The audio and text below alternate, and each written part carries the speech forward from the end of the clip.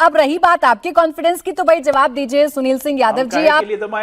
आप राम जी के शरण में बेशक कितना ही चले जाएं, लेकिन अगर आपके पाप से पर्दा उठना शुरू हुआ तो आप मुंह दिखाने लायक नहीं बचेंगे, ये बता रहे हैं मुख्यमंत्री खुद।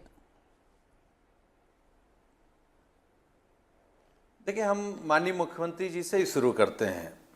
आलोक जी तो बिहार के हैं, उत्तर प्रदेश के बारे में कुछ जानते नहीं। जो व्हाट्सएप यूनिवर्सिटी में इनको भेज दिया जाता है वही आपके चैनल में आके रट्टा मार के पढ़ देते हैं। हम बात अगर उत्तर प्रदेश के माननीय मुख्यमंत्री जी की करें तो हम तो चाहते हैं, आपके कार्यक्रम में मैं कह रहा हूं, मुख्यमंत्री जी आप पर्दा उठाइए। जब आप पर्दा उठाएंगे तो समाजवादी सरकार में 19 लाख लैपटॉप दिखेंगे। जब आप पर्दा दिखाएंगे तो देश का सबसे अच्छा एक्सप्रेसवे दिखेगा। जब आप पर्दा उठाएंगे तो मेट्रो दिखेगी।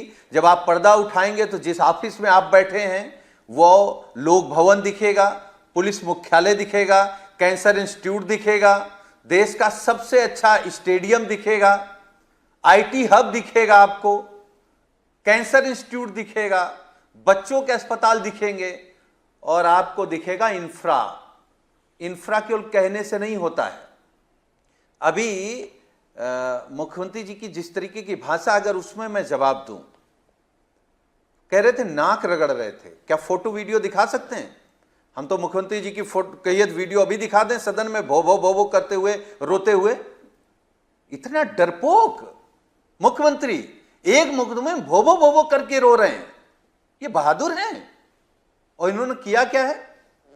उत्तर प्रदेश में मंदिर लूटा, उत्तर प्रदेश में पिछड़े दलितों का आरक्षण लूटा, उनकी नौकरियां लूटी, उनके बच्चों का भविष्य लूटा, किसानों को बर्बाद किया, बलात्कारियों को बचाया।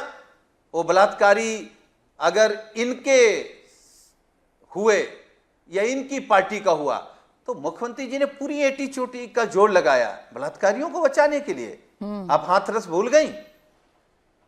प्राची जी, ये देश क्या हाथरस भूल सकता है? लखीमपुर खेरी भूल सकता है? उन्नाव भूल सकता है? मतलब हम कितने जिले बताएं? और केवल भगवा पहन लेने से आप साधु हो गए, अपने को योगी कह रहे हैं। लेकिन सुनील जी, ऐसा ना हो कि आप दिल्ली से लखनऊ का रास्ता खोजते रह जाएं, आपके काम से और आपके रवैये से तो नहीं लगता कि आप योगी हैं। और मुख्यमंत्री योगी आदित्यनाथ उन सीटों पर भी कमल खिला दें जहां पिछली बार वो कमजोर थे और आप ताकतवर थे। आप दिल्ली में जान लगा रहे हैं, वो उन सीटों पर घूम रहे हैं जहां पर पिछली बार आप ताकतवर थे और वो कमजोर थे। देखिए, आप अगर पिछड़े और दलितों का आरक्षण लूटने के बाद घूम रहे हैं तो आप घूमते रहिए। आप मंदिर लूटने के बाद घूम रहे हैं तो घूमते रहिए। एक्सप्रेसवे की बात कर रहे थे, अभी बीजेपी के प्रवक्ता ने 2-3 बातें की। इंफ्रा, हमको गिना दीजिए कहां? इंफ्रा के नाम पे क्या बनाया आपने? एक्सप्रेसवे कहा। कौन सा एक्सप्रेसवे उत्तर प्रदेश में है जो उद्घाटन के दूसरे दिन, तीसरे दिन, 13वें दिन, 14वें दिन नहीं ढह गया? आपने एक्सप्रेसवे में भी पैसा चोरी कर लिया, मंदिर भी लूट लिए और बिजली की बात कर रहे हैं। हम दावे के साथ प्राची जी आपकी कार्यक्रम में कह रहे हैं, आपकी पूरी टीम रिसर्च कर ले और बीजेपी भी चाहे तो रिसर्च कर ले। हालांकि ये बेचारे व्हाट्सएप यूनिवर्सिटी वाले हैं, रिसर्च क्या करेंगे? दिल्ली से भी कुछ आएगा वही रट देंगे। 2017 से लेकर अब तक, जिस दिन प्राची जी मैं आपसे बात कर रहा हूं, हाँ।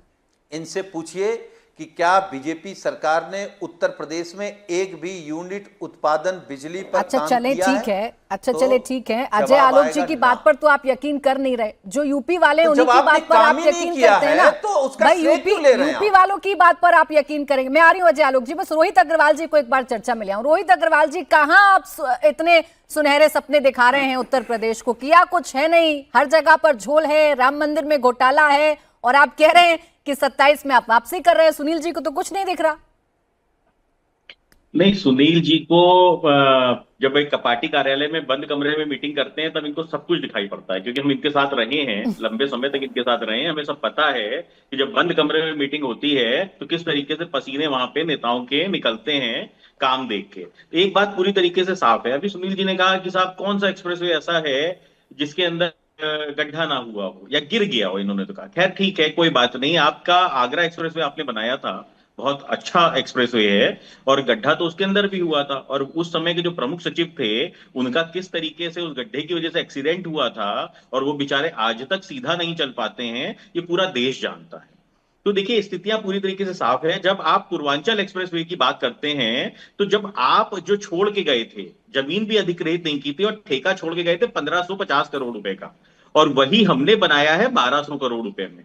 तो भ्रष्टाचार कौन कर रहा था, ये तो देश की जनता जानती है, और देश की जनता जानती है कि किस तरीके से उनका गाढ़ी कमाई का पैसा एनडीए ने बचाने का काम किया है। एक बात पूरी तरीके से साफ है कि ये अभी बड़ी बड़ी बातें कर रहे थे। अभी अभी एक भदोई का नाम बदल के संत रविदास नगर रखा गया है। आप हमें बता दीजिए, संत रविदास दलित समाज उनको भगवान मानता है और हम भी भगवान उनको मानते हैं, आपने क्यों संत रविदास नगर का नाम बदल के भदोई किया था? और आपने 8 जिलों का नाम दलित समाज के जो रहनुमा हैं और जो भगवान हैं उनके नामों से आपने बदल के आपने आम नामों पे कर दिया था। आज जब वो नाम बदल रहा है तो आपको राजनीतिक दुख हो रहा है, आपको दिखाई पड़ रहा है कि अब हम क्या कर सकते हैं, अब तो दिक्कत हो गई, अब तो हमारे पास कुछ बताने को है नहीं जनता के पास।